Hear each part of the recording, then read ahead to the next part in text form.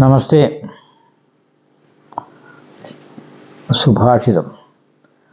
ലക്ഷ്മീർ ലക്ഷണഹീനേ ച കുലഹീനേ സരസ്വതി അപാത്രേ ലഭതേ നാരി മേഘവർഷന്തു പർവ്വതേ.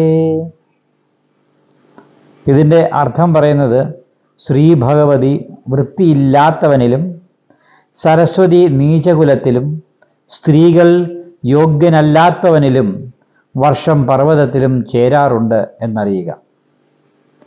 ഇപ്പോൾ ശ്രീ ഭഗവതി വൃത്തിയില്ലാത്തവനിലും വന്നു ചേരും എന്ന് പറയുമ്പോൾ അത് കാലമാണ്, സമയമാണ്. സമയമെടുക്കുമ്പോൾ സംഭവിക്കേണ്ടത് സംഭവിക്കും. അവിടെ നീചകുലമാണ് അല്ലെങ്കിൽ വൃത്തിയില്ലാത്തവനാണ് എന്ന് പറഞ്ഞിട്ട് അർത്ഥമില്ല. ശ്രീ ഭഗവതി വരേണ്ട സമയമാണെങ്കിൽ തീർച്ചയായിട്ടും വന്നു ചേരും എന്നാണ് പറയുന്നത്. പിന്നെ സരസ്വതി നീചകുലത്തിലും എന്ന് പറയുമ്പോൾ സരസ്വതി എന്നോട് ഉദ്ദേശിക്കുന്നത് വിദ്യയാണ്.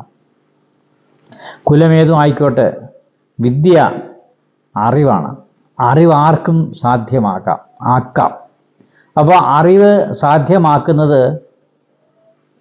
നീചകുലമായോ അല്ലെങ്കിൽ നല്ല ഗുണമുള്ള കുലമാണോ എന്നുള്ളത് ഇവിടെ പ്രശ്നമല്ല, പ്രസക്തിയില്ല. വിദ്യ ആർക്കും നേടാം, ആർക്കും നേടിയെടുക്കാൻ പറ്റുന്ന ഒന്നാണ് വിദ്യ. പക്ഷേ അതിന് അതിൻ്റേതായിട്ടുള്ള കഷ്ടപ്പാടുകളും ബുദ്ധിമുട്ടുകളും അനുഭവങ്ങളും അതേപോലെ അതിനുള്ള പ്രയത്നവും കഠിനാധ്വാനവും ഉണ്ടെങ്കിൽ തീർച്ചയായിട്ടും വിദ്യ നമുക്ക് വന്നു ചേരും.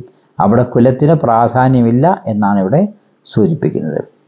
സ്ത്രീകൾ യോഗ്യനല്ലാത്തവനിലും സ്ത്രീകൾ യോഗ്യത നോക്കിയിട്ട് അല്ല, യോഗ്യത ഉണ്ടെങ്കിലും യോഗ്യതയില്ലെങ്കിലും സ്ത്രീകൾ തീർച്ചയായിട്ടും ചേരാറ് ഉണ്ട്. അതുപോലെ വർഷം പർവ്വതത്തിലും ചേരാറുണ്ട്. വർഷം എന്ന് പറഞ്ഞാൽ മഴ പർവ്വതം ഉണ്ടെന്ന് വിചാരിച്ച് മഴ ഇല്ലാതിരിക്കുമോ? ഇല്ല, മഴ പർവ്വതത്തിലും ചേരാറുണ്ട്. എത്ര പർവ്വതമായിക്കോട്ടെ, മഴയ്ക്ക് അവിടെ യാതൊരു തടസ്സവുമില്ല. തീർച്ചയായിട്ടും പർവ്വതത്തിലും മഴ പെയ്യാറുണ്ട് എന്നാണ് ഇവിടെ, അന്ന് ചെന്ന് ചേരുന്നുണ്ട് എന്നാണ് ഇവിടെ സുഭാഷിതം സൂചിപ്പിക്കുന്നത്. നന്ദി, നമസ്തേ.